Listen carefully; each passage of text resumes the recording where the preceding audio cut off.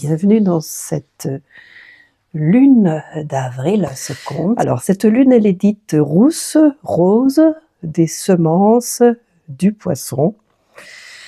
Je rappelle que ces noms viennent de vieux calendriers amérindiens, puisque ces peuples premiers se basaient sur la lune pour leur vie quotidienne. Et ce calendrier est pas forcément opposé, il est complémentaire du calendrier solaire avec les mois. Donc ces mots-clés sont fertilité, amour, conception, créativité, intuition, beauté, positivité. Alors à chaque fois, j'oublie de le dire, mais je m'inspire d'un livre qui s'appelle Gardienne de la Lune. Voilà, pour toutes ces explications, entre autres. Donc elle est dite rousse, pourquoi? Mais elle n'est pas rousse en réalité.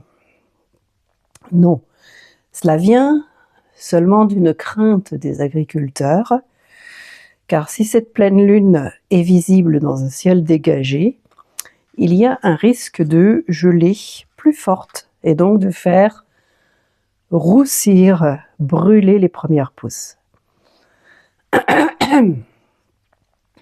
Voilà une des raisons de la lune rousse. Elle se dit aussi la lune rousse pour les éclipses de lune, puisque nous sommes entrés dans les périodes d'éclipses de lune, et c'est à ce moment-là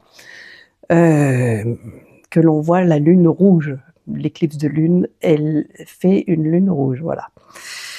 Elle s'appelle aussi de cette façon parce que lorsqu'elle est en bas sur l'horizon, elle prend des teintes orangées, donc pas forcément en avril. Alors, elle est dite aussi parfois rose, parce que dans les campagnes, avec les premières fleurs, ce sont les teintes que l'on retrouve le plus. Cette lune est dite aussi lune des semences, parce que c'est la période où les graines sont plantées dans les jardins, tout simplement. Alors, peut-être moins compréhensible, moins logique, en tout cas pour nous, la lune du poisson, comme je disais, que c'est pour les Amérindiens, parce que le poisson symbolise la fécondité et l'abondance.